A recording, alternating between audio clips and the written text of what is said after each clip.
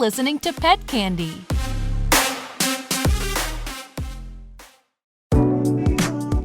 You are listening to Pet Candy Magazine, October 2021.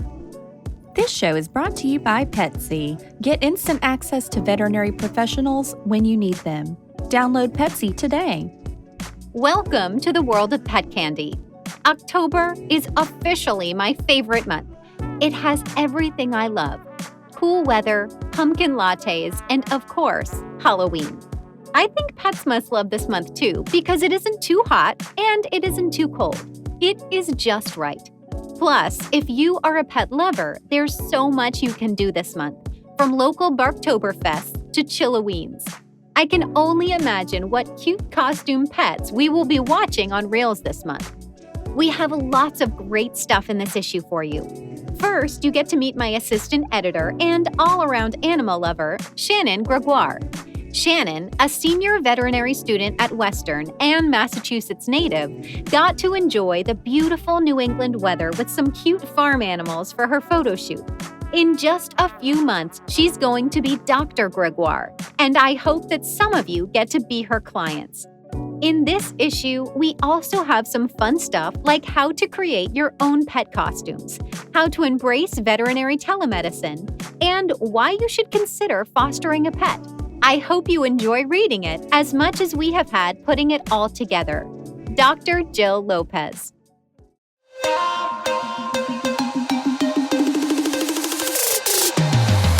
We'll be right back with more Pet Candy. Hi, this is Shannon Gregoire, host of Simply Pets here on Pet Candy Radio, and I want to tell you about a cool new app called Petsey. You can use it to talk or video chat with a credentialed veterinary professional instantly. Petsey is there for you 24 hours a day, 7 days a week. For just $20 a consultation, you can get a peace of mind when it comes to your pet's health.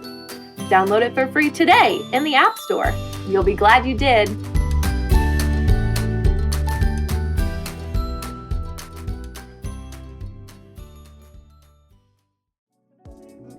Why We're Obsessed with Shannon Gregoire by A.M. Kuska.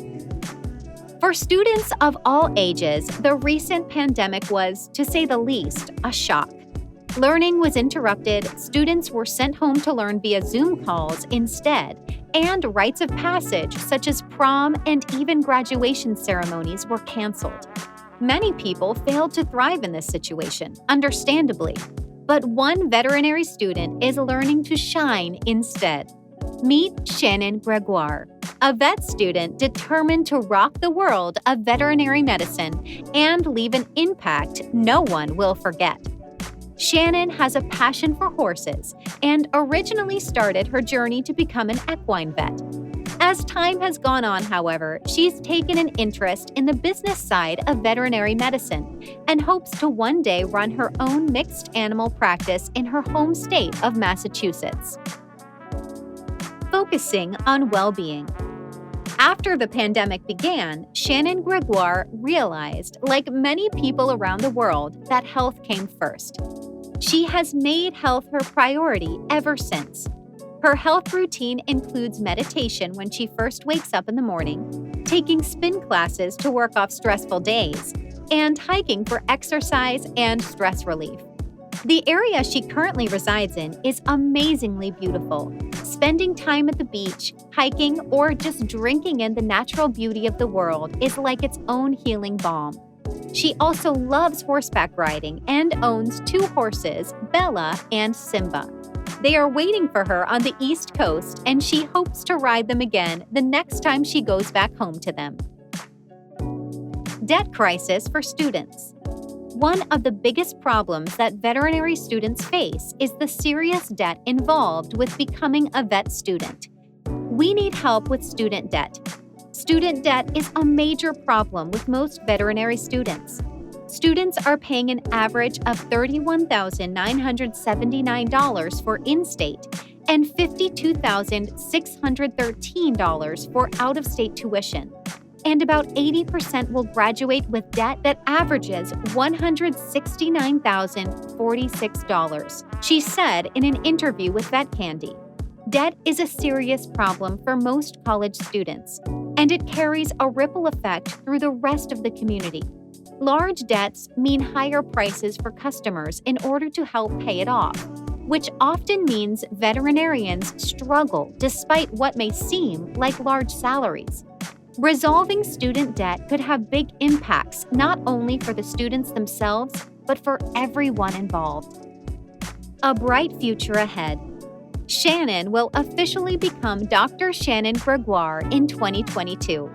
Her goal is to find ways to make the business side of the vet industry flow more smoothly. She advises those that have just started on their career path to take leadership roles, look for a great mentor, and negotiate the best possible pay. All of these things can help a new student thrive in a changing world, as well as help address some of the more common issues of college students.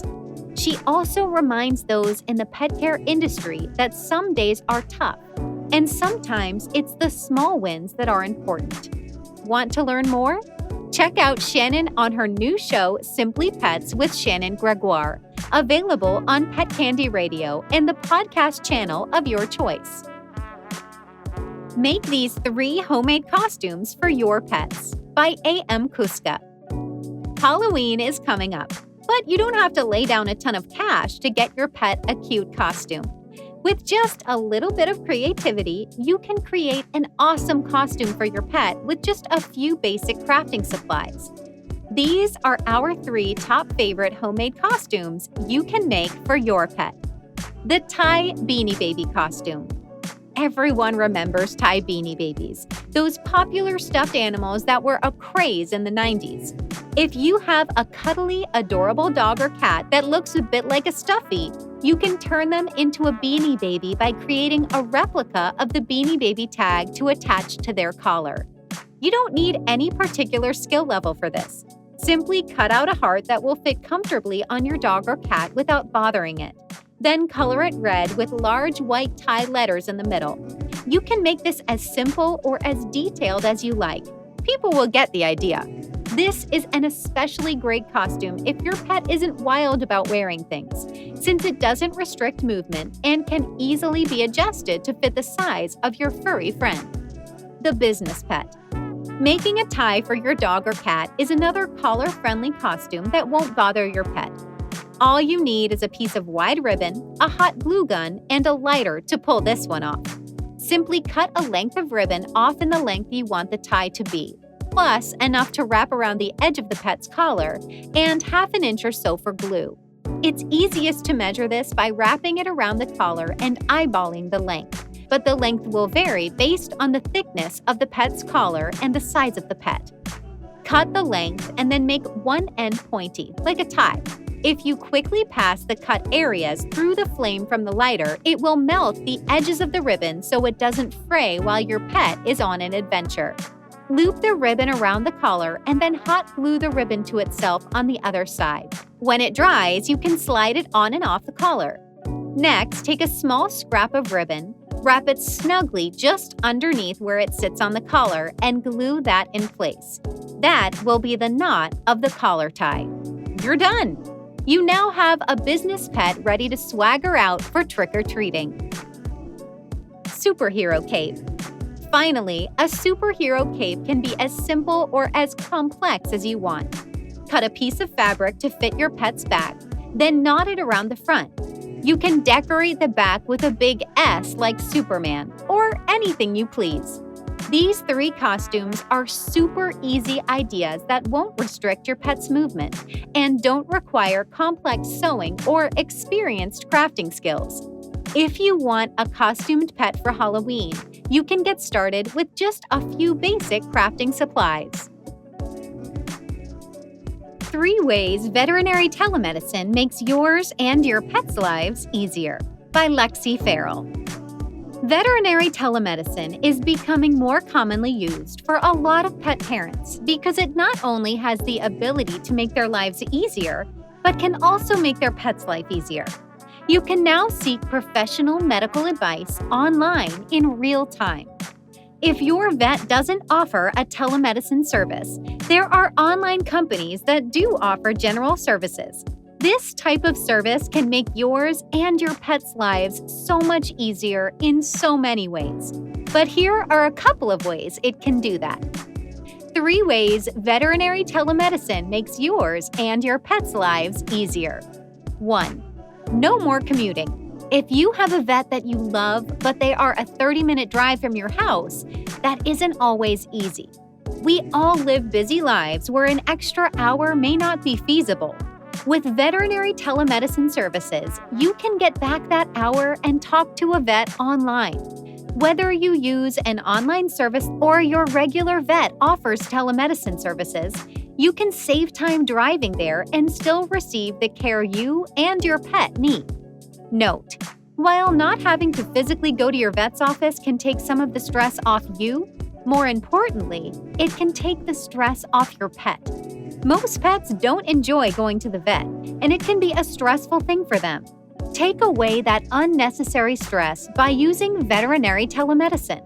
No more getting in the car, driving to your vet, and having a nervous pet crying the entire time. 3. Save time. If you have a general question about your pet and the receptionist at your vet's office isn't able to answer it, they will most likely make you wait by the phone until your vet is available. That could take hours. With veterinary telemedicine, you can use online services to speak to a vet expert in real time and get the advice you were looking for in minutes. Online services are the best option if you have general questions and aren't looking for a diagnosis. Save yourself time and stress by using veterinary telemedicine services. They are a great way to cut out that hour commute you face every time your pet needs their vet. Plus, you can ask the experts general questions in half the time it would take to get through to your regular vet. If your regular vet offers telemedicine services, you should give it a try and save yourself and your pet the stress of going to your vet in person.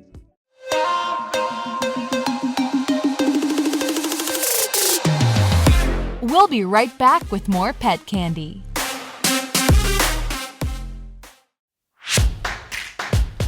Hi! I want to tell you about my new show, Simply Pets with Shannon Gregoire. We talk about pets, life, love, and everything in between with the coolest people on the planet. Don't miss out on the fun. Check it out on a podcast platform of your choice.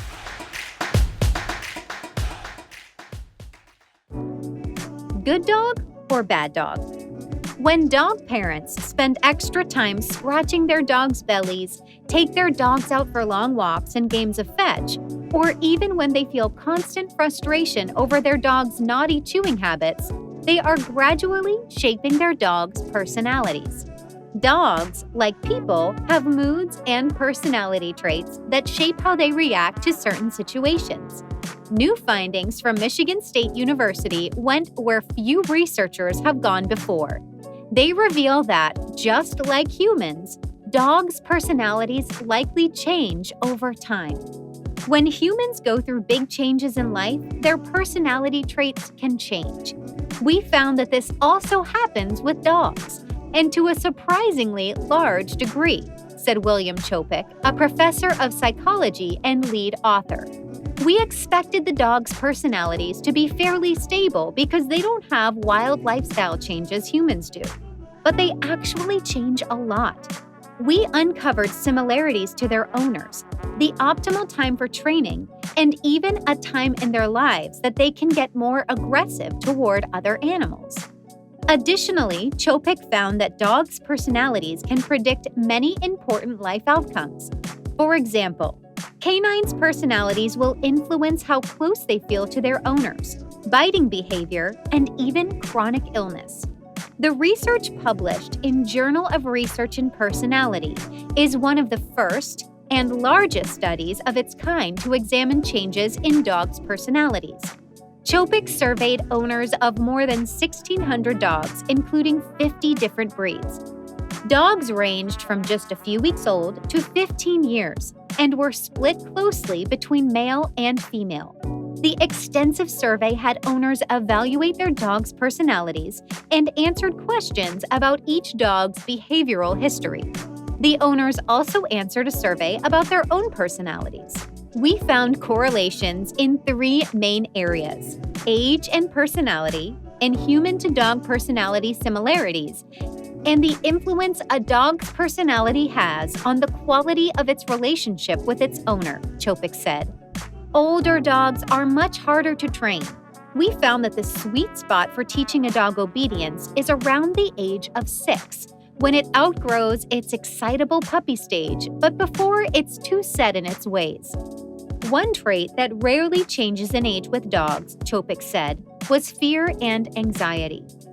Honing in on the saying, dogs resemble their owners, Chopik's research showed dogs and owners share specific personality traits. Extroverted humans rated their dogs as more excitable and active, while owners high in negative emotions rated their dogs as more fearful, active, and less responsive to training. Owners who rated themselves as agreeable rated their dogs as less fearful and less aggressive to people and animals.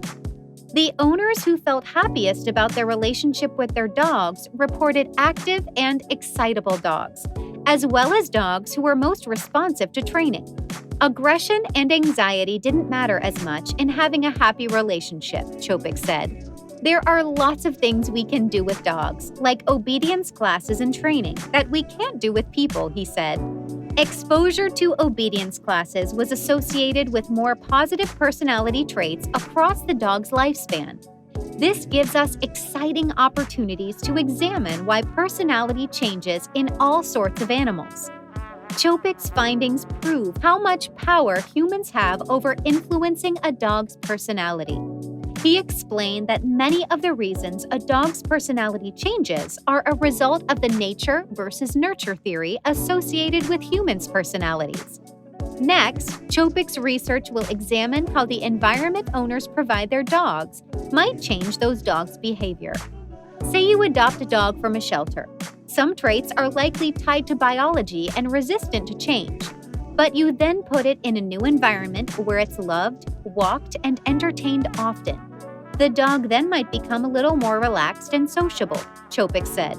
Now that we know dogs' personalities can change, next we want to make strong connection to understand why dogs act and change the way they do. What kind of dog owner are you? By A.M. Kuska. No matter what breed of dog you have, chances are you have a specific ownership style when it comes to your dog.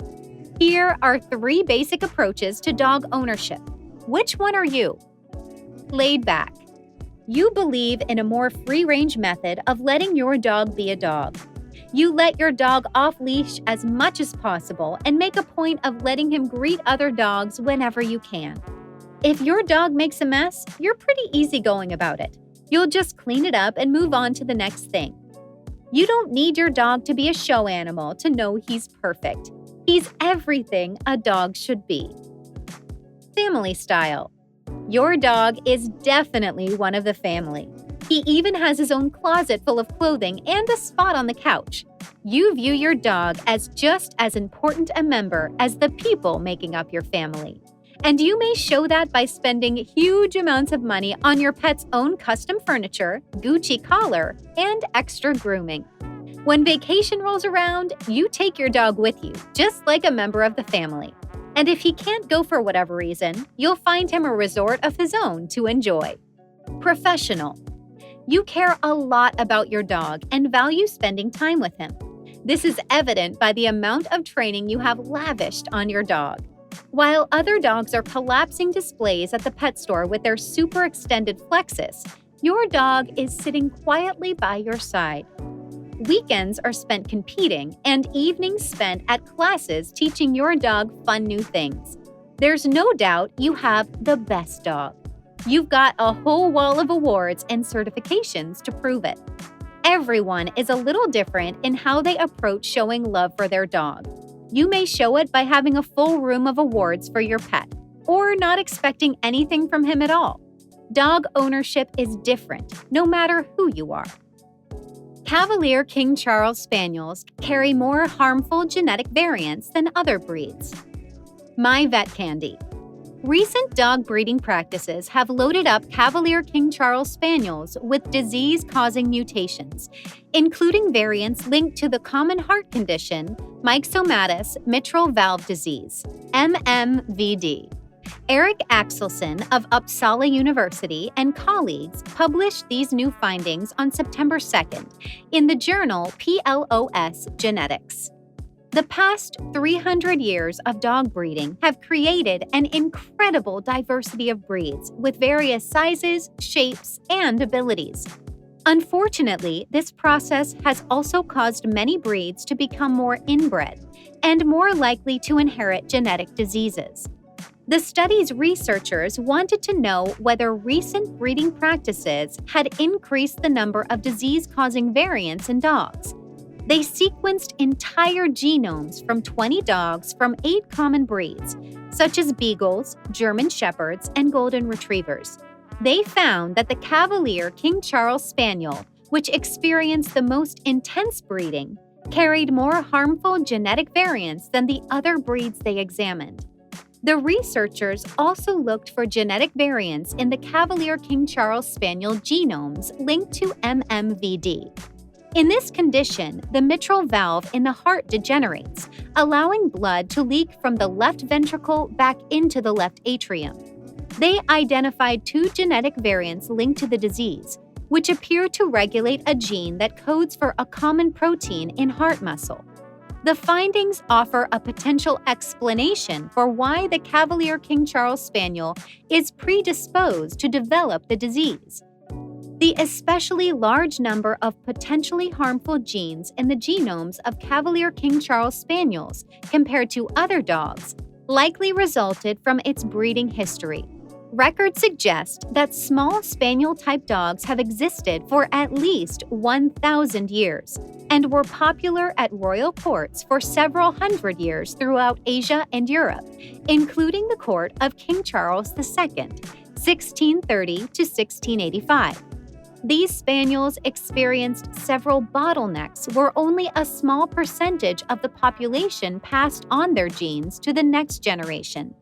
These bottlenecks may have made the harmful genes more common in the Cavalier King Charles Spaniel genome before the dog achieved recognition as a breed in 1945. Axelson adds, "We find that recent breeding may have led to an accelerated accumulation of harmful mutations in certain dog breeds. In the Cavalier King Charles Spaniel specifically, one or several of these mutations affect heart muscle protein NEBL, and may predispose this breed to devastating heart disease."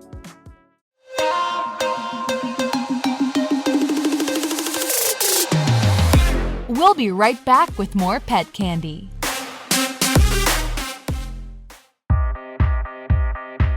Vet Candy makes learning fun with the most fascinating people on our planet.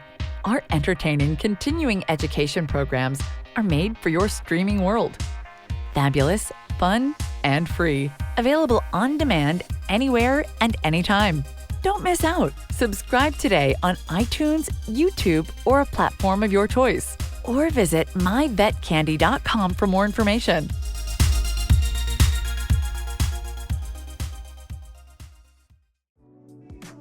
Five Ways to Enrich Your Cat's Life by Renee Matchell. Unpopular opinion here. I let my cat go outside. She's been supervised since she was a kitten. She does not like harnesses. We have a privacy fence surrounding the backyard. She's tiny, and she's never shown any interest in even attempting an escape. She slowly became comfortable meandering the entirety of the yard. We monitor the skies and let our dog out with her at times as a deterrent. Of course, we use and recommend proper parasite control. Her favorite time to go out is at dawn to hunt crickets. She'd like to go out at dusk, but I prefer not to since we're trending toward more dark than light if she stays out there for an hour. However, on occasion, she's retrieved other creatures that will postpone you getting to work since you'll be trying to catch and release a tree frog or bird. She loves to chase toy helicopters outside too. Obviously, as all you professionals know, every cat is different. and every home and yard is different. This may not work for yours, but there are tons of creative ways to get your kitty some exploration outside. I find great joy, relaxation, and satisfaction in sitting outside with my pets. Various scratching posts, and some are beautiful. Check out the one I made for Vet Candy here. I love this scratcher that I made because you can create one that pairs perfectly with your decor. We have a plastic wicker-like hamper for the dog's toys in the living room, which has proven to be one of her top places to stretch out near and scratch, along with cardboard kitty houses and carpeted towers with twine on the legs. She likes both vertical and horizontal scratching options. Occasionally, we'll sprinkle a little catnip on a post she's stopped visiting for an extra treat, which entices her to start using it again. Perhaps the most important is a one-on-one playtime. Her favorite toy since she was a kitten is a yellow felt fishing line that is barely hanging in there. With 2 of its fish left on the line after 9 years of play, it's her whoopee, binky, or whatever you want to call it. Her go-to favorite type of mice are from one store, again, for over 9 years. This one type of mouse is her all-time favorite. I can't even tell you which store because we have to ensure a steady supply for Penelope. Her other favorite type of play is roughhousing. Few cats play like she does. It's very dog-like. Wrestling with you and your hand as if it were prey, she flips all around. You can even slide her across the floor and she comes back for more. She leaves behind teeth indents on your wrist and scratches on your arm, but never too hard to break skin. She'll roughhouse with you for 20 minutes or more, leaving you nearly as tuckered out as she is. So, there you have it, my top ways to enrich both of your lives. Research shows that these simple ways positively impact a cat's well-being, reducing stress and inappropriate behaviors that follow. Plus, of course, they bring you closer to your feline friend and enhance your well-being too. Why you should foster a pet in need. Shannon Gregoire. Have you ever considered fostering a pet before? Maybe you're unsure if adoption is right for you at this time. Maybe your living situation could be changing frequently. Here are a couple of my top considerations to think about when applying to be a foster parent. The biggest thing to consider would be the species and size you want to foster. Are you looking for a cat or dog, or even an exotic species? Are you looking for a puppy or kitten, an adult, or an older dog? What size pet are you looking for? Small, medium, or large? What personality or breed types would fit into your home and lifestyle so that you could care for them best? These are all super important because a foster who lives in a 3rd floor, 1-bedroom apartment would have very different answers from someone with a huge fenced backyard and house. Another big consideration is how attached you might get to this foster. Does that mean you are looking to adopt? What does that look like financially? Are you willing to take on healthcare costs, food, toys, and other financial obligations? Are you prepared to have them for the next 5, 10, or even 15 years? It is very possible that you will foster and create an amazing bond with the animal who is sharing your home. But if you do decide to adopt them, make sure you are prepared to do so. The next consideration is the lifestyle impact of having a foster pet. Now, some pets like cats and some reptiles are pretty low maintenance, unless they're very young. But dogs require more of a time requirement. Are you looking to foster a small dog who can walk with you to get coffee in the mornings and is easy to transport? Or are you looking for a bigger dog that would be able to go on hikes with you and takes up more space? Another consideration is immune status and existing animals in the home. If you are fostering an animal being rescued from overseas, it could be potentially risky. Those animals may have diseases that humans can get. That being said, usually only immunocompromised individuals would be affected. But very young children, elderly, or pregnant women should also proceed with caution. Usually, most shelters have a lot of local animals who are more likely to have less risk. Plus, shelters in both circumstances do their best to mitigate disease risk and treat the pets. But it is still a risk. Fostering animals is truly a rewarding experience. Even though you don't become their forever home, you have the chance to positively impact their lives and provide a loving home until they find their person. As with any animal decision, it is a huge responsibility to care for a life other than your own. So make sure that inviting an animal into your home is right for you and the animal.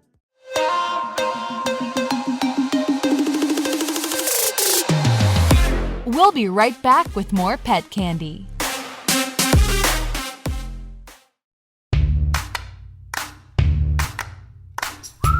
Hey pet parents, this is your favorite lifestyle guru, Renee Michelle, and I'm excited to tell you about my new show on Pet Candy. Join me and make some cute pet stuff. Talk about life and love and everything in between. Check out the Renee Michelle Show on mypetcandy.com and let's have some fun.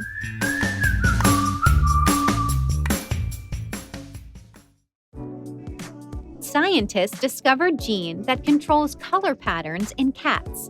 My Vet Candy. Members of the Felidae family, more commonly referred to as cats, come in a variety of sizes and a range of fur colors and patterns. Tigers with black stripes on an orange or white background roam the grasslands of Southeast Asia and India. Spotted cheetahs chase antelope through the shrubland in Africa. Jaguars with their rosette-patterned coats stalk down prey through South and Latin America. And domesticated cats of many coat colors and patterns bask in the sunlight of living rooms across the world. Scientists agree that hair follicle cells are the source of the black, brown, yellow, and red pigments that color hair or fur. However, when and where the process of establishing the color pattern takes place has been less clear until recently. A team of scientists at the Hudson Alpha Institute for Biotechnology identified molecules that regulate the establishment of coat color patterns in cats. The results are published in Nature Communications. Prior studies have shown that in tabby cats, stripes are evident in the fetal cat as soon as pigment is produced by cells within the hair follicle called melanocytes. After birth, newborn cats have the same coat pattern and color that they will have for their entire life. For example, cheetahs are born with the same number of spots as they will have in adulthood. The spots just grow in size. As hair falls out, new hair of the same color replaces it. The origin of coat color is well known, but the mechanisms that initiate coat color patterns are less understood. Complex arrangements of alternating patches of light and dark hair, as seen on the cheetah, jaguar, or ocelot, are called periodic color patterns. Such patterns are difficult to study because they have no real counterpart in model organisms. In the early 1950s, the computing pioneer Alan Turing theorized that molecules that inhibit and activate each other could create periodic patterns in nature if they travel through tissue at different rates. This theory, called the turning reaction diffusion mechanism, means that coat color patterns that form during development could be controlled by activator and inhibitor molecules. The activator molecules simultaneously color a nearby cell and trigger the production of inhibitors that travel to distant cells and shut off pigment production. The genes that control simple color variation, like albinism or melanism, are the same in all mammals for the most part, says animal morphology expert Greg Barsh, MD, PhD, Hudson Alpha Faculty Investigator, Faculty Chair, and Smith Family Chair in Genomics. However, the biology underlying mammalian color pattern has long been a mystery, one in which we have now gained new insight using domestic cats. Barsh and Hudson Alpha senior scientist Chris Kalin, PhD, and Kelly McGowan, MD, PhD, previously showed that a gene called endothelin-3 is expressed at the base of hair follicles in tabby cat markings and plays a key role in the development of the tabby pattern. Because the tabby markings are apparent in developing hair follicles, the group hypothesized that establishment of color pattern must occur at or before hair follicle development. They set out to determine exactly when, where, and how patterns are established in developing fetal cats. McGowan and Kalin developed partnerships with several fetal cat trap neuter release programs, collecting fetal tissue that would have otherwise been discarded during spay procedures. McGowan studied the fetal cat skin tissue and found stripe-like alterations in epidermal skin thickness early in fetal development. The patterns of epidermal thickness resembled tabby fur patterns in adult animals. Our findings from the morphological studies suggest that even before melanocytes enter the epidermis, the cells are predestined to signal for a specific fur color, says McGowan. By understanding the development window and cell type in which color pattern establishment occurs, we were able to dive deeper and discover the molecules involved in pattern development. Building on this new finding, Kalin used single-cell gene expression analysis on fetal cat skin cells just prior to the time at which the thick and thin patches become apparent. Through this analysis, the team determined that epidermal expression of a gene called DKOP4, DKK4, marks areas of fetal skin that give rise to hair follicles which later produce dark pigment. DKK4 is an inhibitor of WNT signaling, which helps determine cell fates and spurs cell growth during development in many animals. Our analysis identifies a network of molecules involved in pattern formation, says Kalin. Several of the molecules, including DKK4, are known to function coordinately as activators and inhibitors, exactly as Alan Turing predicted 70 years ago. Further experiments also showed that DKK4 is linked to other color patterns in cats. In the Abyssinian cat, the apparent absence of dark tabby markings, a trait referred to as ticked, accentuates the alternating color bands present on individual hairs. The team discovered that all ticked cats carry loss-of-function mutations in DKK4. In Abyssinian cats with the ticked phenotype, the consensus has been that there is an absence of the dark tabby markings, says Barsh. Based on our new findings, we propose that instead, the typical tabby markings have increased in number and decreased in size to the extent that they are not just readily apparent. Taken together, the results presented in this study confirm a direct role for DKK4 in cat color pattern establishment. Coat color and pattern variation is an important platform for studying gene action and interaction. Previous work in Barsh's lab has shown that coat color genes are involved in many other important biological pathways, some having relevance to human health. To learn about the history of this project, read Barsh's Behind the Paper blog post here. Why Pets Are the New Pink, A.M. Kuska. If you've noticed a lot more people walking their dogs lately, you're not imagining things. Pets have soared in popularity recently, with animal shelters getting cleaned out of strays, puppies from litters booked out for years, and even more exotic pets becoming normalized. Pets are more popular than ever this year, and part of the reason is that we're spending more time at home. Quarantine, working from home, and even spells of illness have made homes feel empty, especially if you lived alone to begin with.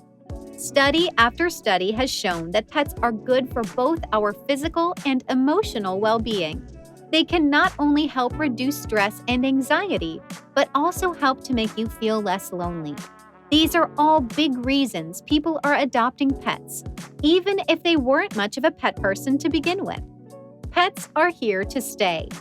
While the new pet boom started with the pandemic, Spencer Williams, CEO of popular pet company Paws, says popularity in pets is likely here to stay. This trend of more pets in the home, spending more time with pets, taking better care of them is going to continue for a long time, he said in an interview with CNN Business. I think the pet space in particular is going to see years of significant growth that started around the pandemic. It's normal for people to nest at home during tough times, and 2020 has been some of the toughest we've seen in recent years. People who have never owned pets before are seeing the need for a furry, feathered, or scaly friend, and are learning the joys of pet ownership for the first time. Pets are amazing creatures, and it's great that so many people are finding the joy in pet ownership for the very first time. A scientific measure of dog years. How old is your tail-wagging bundle of joy in human years? According to the well-known rule of Paws, 1 dog year is the equivalent of 7 years. Now, in a study published July 2nd in the journal Cell Systems, scientists say it's wrong. Dogs are much older than we think, and researchers devised a more accurate formula to calculate a dog's age based on the chemical signs in the DNA as organisms grow old. Dogs share the same environment as their owners and receive almost the same standard of healthcare as humans, providing a unique opportunity for scientists to understand aging across species. Like humans, dogs follow similar developmental trajectories that lead them to gray and become more susceptible to age-related diseases over time. However, how they age on a molecular level is more complicated, aging rapidly at first and slowing down later in life. In terms of how physiologically mature a 1-year-old dog is, a 9-month-old dog can have puppies. Right away, you know that if you do the math, you don't just times 7, says senior author Trey Ideker, at Trey Ideker, of the University of California, San Diego. What's surprising is exactly how old that 1-year-old dog is. It's like a 30-year-old human. DNA, which codes who we are for both humans and dogs, doesn't change much throughout the course of life. But chemical marks on the DNA, called methylation marks, do. Ideker considers these marks like wrinkles in the genome. I tend to think of it very much like when you look at someone's face and guess their age based on their wrinkles, gray hair, and other features, he says. These are just similar kinds of features on the molecular level. The researchers studied 104 Labrador retrievers spanning from few-weeks-old puppies to 16-year-old dogs with the help of 2 canine experts, Danica Banash of the University of California, Davis, and Elaine Ostrander of the National Institutes of Health. They compared the changes in the methylation pattern to humans. The comparison revealed a new formula that better matches the canine-human life stages. Human age equals 16 in dog age, plus 31. Based on the new function, an 8-week-old dog is approximately the age of a 9-month-old baby, both being in the infant stage where puppies and babies develop teeth. The average 12-year lifespan of Labrador retrievers also corresponds to the worldwide life expectancy of humans, 70 years. I like to take my dogs on runs, and so I'm a little bit more sympathetic to the 6-year-old now, says Ideker, who realized that his dog is pushing 60 according to the new calculation. In both species, they found that the age-driven methylation largely happens in developmental genes that are hotly fired up to create body plans in utero and regulating childhood development. By the time one becomes an adult and stops growing, you've largely shut off these genes, but they're still smoldering, says Ideker. If you look at the methylation marks on those developmental genes, they're still changing. Focusing on the smoldering developmental genes, the team developed a clock that can measure age and physiological states across different species, while other methylation quantifying age-predicting methods only do well in one species. Ideker also noted that future investigation in different dog breeds with various lifespans could provide more insight into the new clock. The clock may not only serve as a tool to understand cross-species aging, but may also apply as clinical practice for veterinarians to take proactive steps to treat animals. How inventor Stephanie Young is keeping our pets safe. My Vet Candy. Sometimes veterinary school just isn't in the cards for aspiring students. When Stephanie Young entered Texas A&M, it was with every intention of pursuing a career in medicine. At first, she wasn't sure if that would be with people or animals. But as time went on, she realized she definitely wasn't the right person for treating human patients. She switched her focus to animals, but also realized early on that while she loved problem solving and figuring out what was wrong with pets, treating them also wasn't quite the right fit for her. An incident that occurred before she even started at Texas A&M guided her on the path that was right for her. In the veterinary world, it's standard practice to leave a healthy pet with no red flags alone without any monitoring to recover after surgery. The animal is checked on regularly to make sure they are fine. But vitals aren't monitored because pets tend to destroy the equipment as soon as they wake up. On this occasion, Stephanie was cleaning near a kennel when she realized an animal wasn't moving at all. She called a vet over and they discovered it wasn't breathing. Despite every effort, the pet passed away. It was devastating. But it also made Stephanie realize what she truly wanted to do: solve the big problems the veterinary world is suffering from. A life-changing internship helped cement her life mission. She switched from focusing on problem-solving pets to inventing products meant to make things better and safer for everyone involved.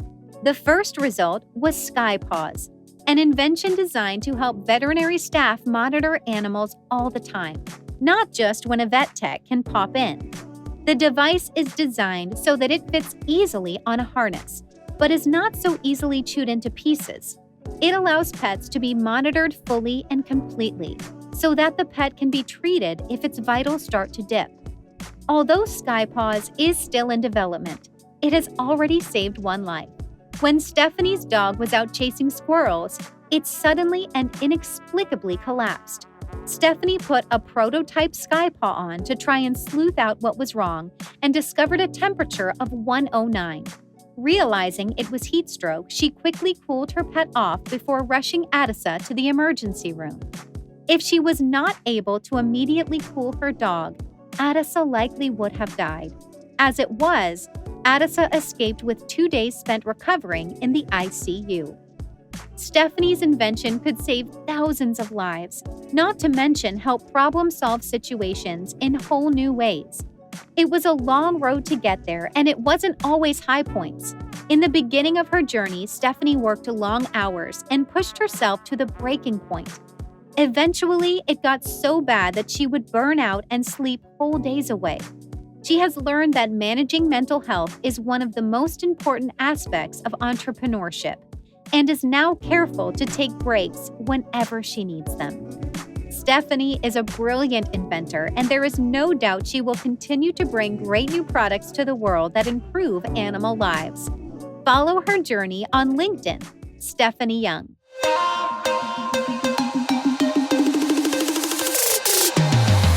We'll be right back with more pet candy.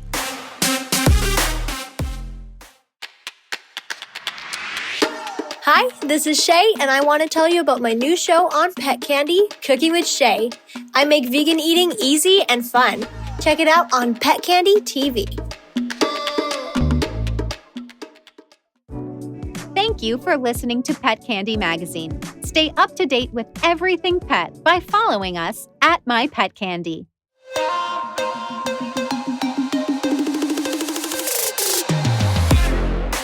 It's Pet Candy. Pet Candy. It's Pet Candy Radio.